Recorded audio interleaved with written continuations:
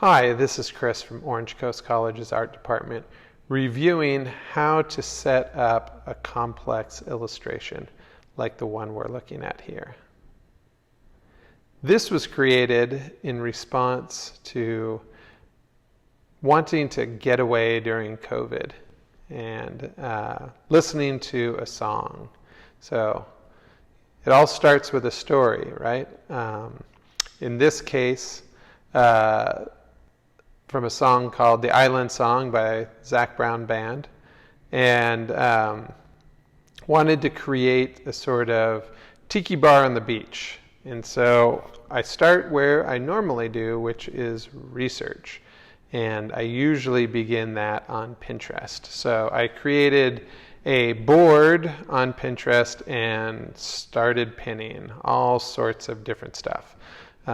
Things that were inspirational, things that talked to me about color palette, things that showed particular items of interest, and I just accumulated as much visual research as possible.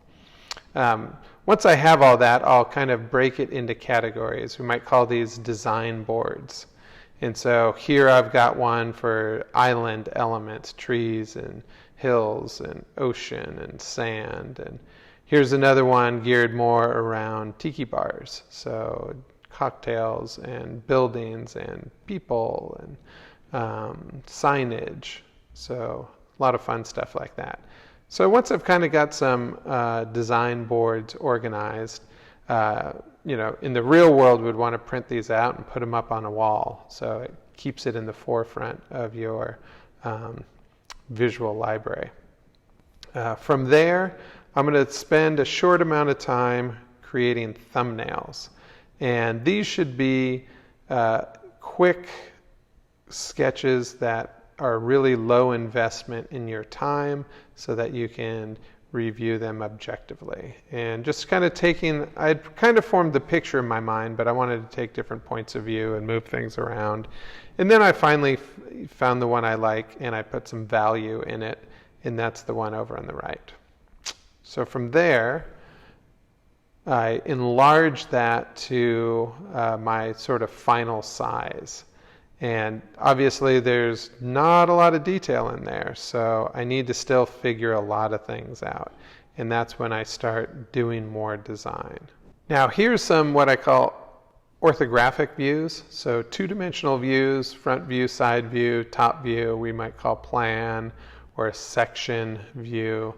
And these are, sketched. They're not, precise drawings, but this is working through ideas. And once I kind of got something I like, I'm ready to start a basic drawing. So I want to use a perspective grid and then combine that with my thumbnail and then do a quick sketch over the top. So getting a little bit more precise than that thumbnail, starting to figure out some things, but it's not really dialed in yet. And so I'd call this maybe a design sketch. Once I have a design sketch that I like, I want to turn it into final line work. And that's when everything's going to be figured out. So here's my final line work for this illustration. Now, there's a lot going on here, and it's really hard to even read the final line work. And you might be asking, well, how do you know what all that stuff looks like? And this is when I go back to my design boards and I just start dropping in photo reference. So here's a bunch of trees on one layer. And some of these I'll use straight in my illustration, and some are just inspiring reference. Here's a bunch of stuff for tiki party.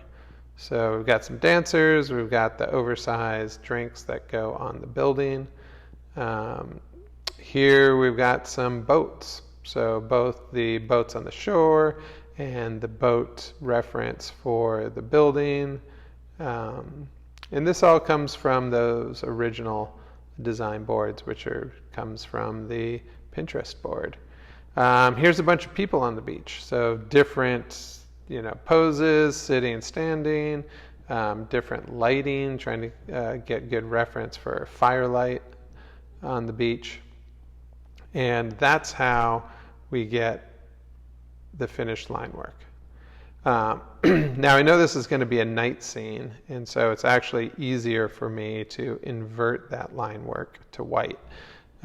It's going to show up better as I continually make things darker and darker. So I think I've got my drawing dialed in at this point.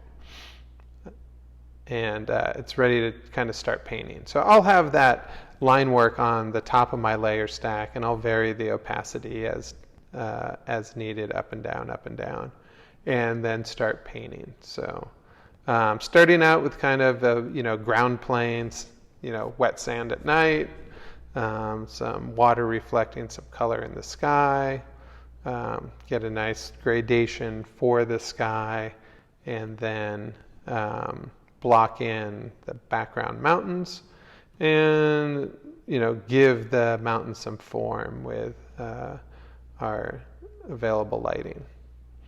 So at that point I can start working from the background to the foreground, adding elements.